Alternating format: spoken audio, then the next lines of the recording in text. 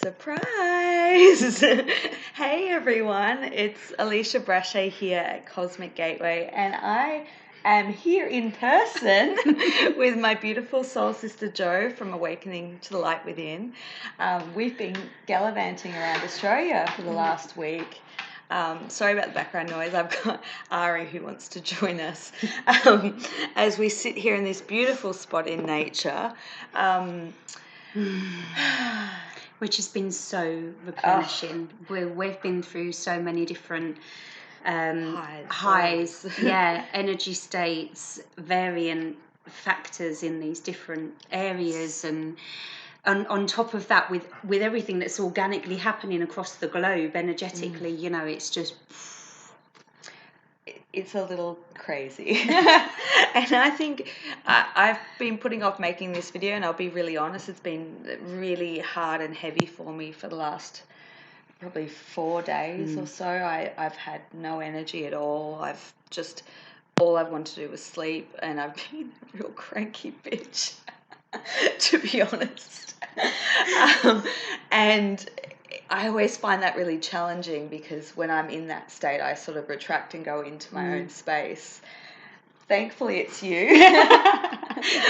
I've just been like, it's all good. It's all good. But I kind of, reflecting on the last few weeks, we kind of had that 2-3 week, I'm speaking from my own experience, but I know a lot of people went through that sort of real high, really beautiful, high energy.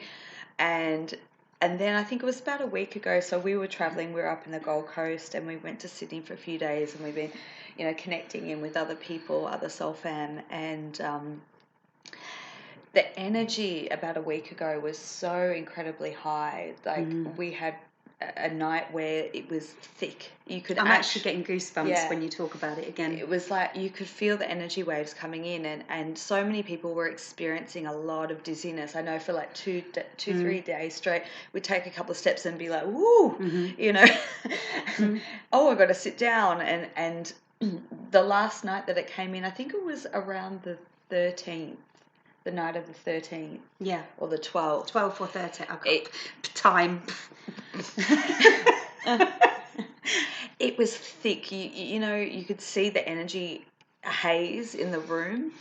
And it I know for a lot of people who are on like a pregnancy journey, it was very a lot of supportive energy for that. There's a lot going on for women who are going through, the pregnancy, the 5D pregnancy. There's a lot of expansion going on, so a lot of sacral activity, and just expanding in the womb space.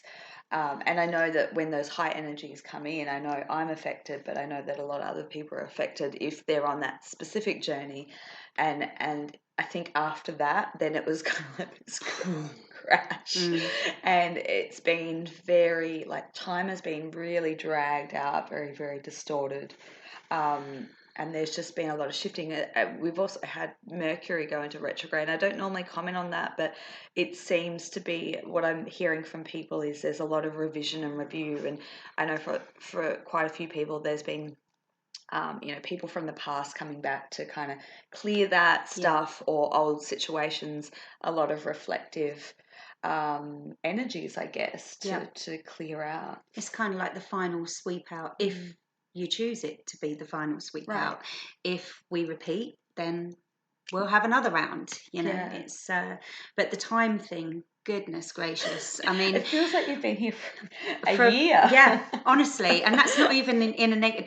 That might sound negative. It's not a negative thing, but there were days where literally they lasted about, I don't know, just the daytime hours were about 20 odd hours, I'm sure, and it just feels like at the moment, from what I've been observing or feeling, is that there is, I mean, we often talk about this masculine feminine thing, as you said, people that are on the pregnancy journey, I would not be surprised if you get inundated with messages after this, because I'm sure that every single person that's on that, whether it's preparation or already in that current path, is going to have been affected by the energies. But actually, I also feel like a lot of the divine feminine, and I'm talking gender, have also been going through this potential sexual energy that's been coming up, and it feels like it's really cleansing of the sacral at the moment. Which is interesting you brought that up, because I've been having so many dreams. Dream space is so incredibly heightened. And a big portion of the dream that I was having last night was about the clearing of the sacral. And, I always say to my clients, there's various ways that you can do that, obviously, with energy work. But, just really embracing the orange color is one of the great ways. And literally in the dream, there was like all these tonics and like juices and everything that was very orange. And I was ingesting it all. And I said, can I just do this with energy clearing? And they're like, yeah, you can. I was like, well, throw that away. Don't need that anymore. Thank you. But from the masculine as well, I mean, I have to just say, anybody that's ever watched me talk before knows that when the masculine collective do a shift, they do like to involve me. Not cool. I'll be nice, but it's not cool. And I've had this real within my solar plexus. Yeah. It's been, I'm like a bag of just bilious wind and ugh, is basically how I'm feeling right now. Which is really pleasurable, but I just feel like it's the best way I can describe it is that sticky, gunky, this elongated time thing feels like it's been stretched out so that people can maximize their shifting, their movement through what they've been moving through. It's like time is being extended to give everybody the optimum drive, so that when this shifts, more people can shift through it instead of getting stuck in the sticky. I feel like I've been given a lot of the sticky today, so thanks, I'll do my best. But anything you can do in this period while it is stretched out, because it really does feel like at any point it could just ping and it's going to shift. Anything you can do to serve yourselves, to serve your journey, to really completely release things that you've been working on or pass those last universal tests, do it. Do it now, because everything is in favor. Yeah, I totally agree. And for me personally, I've pinpointed equinox, and so we're about a month out now, just over, and I feel once again every equinox seems to be a big energy surge around that time. So I haven't checked the date, but it's normally around the 21st, 22nd of March. And it feels like moving into that corridor, into that gateway, is pivotal. This time phase is pivotal to clear. So being given, and in linear time would be about a month, but it's probably going to feel like about 3 months. So make the most of that time. Yeah, like and the thing is, we you, I, other people that we know that does this work, we're all working on each other at the moment to clear as much of this shit and debris as we can, because nobody's immune. It really is a big kind of joint. What's the word? Push. It feels like a push to. I mean, I always say that when we clear in our own energy field or our own stuff, it shifts the collective, because it's all one entity, one energy field. So if someone's clearing something, it's making space. So, and much as it's gunky, it doesn't.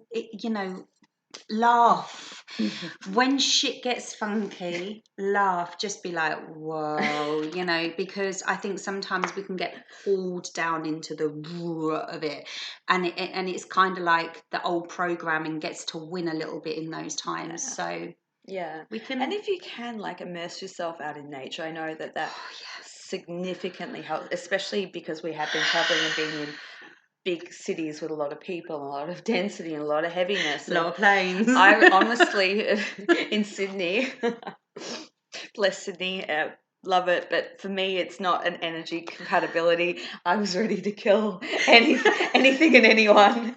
As soon as we got on that plane, oh God, I feel better. And then when we got to this space, I was like, oh, I'm back to me again. It was just Yeah. so. I guess the message in that is to be really. I don't want to say protective, but just conscientious of your own energy space, because I know as soon as I go out into public, there's a lot of heaviness in the collective. And, there's so much happening behind the scenes. There's so much happening on a collective level of truths being uncovered and a lot of really heavy, dark topics that are coming to light and being exposed.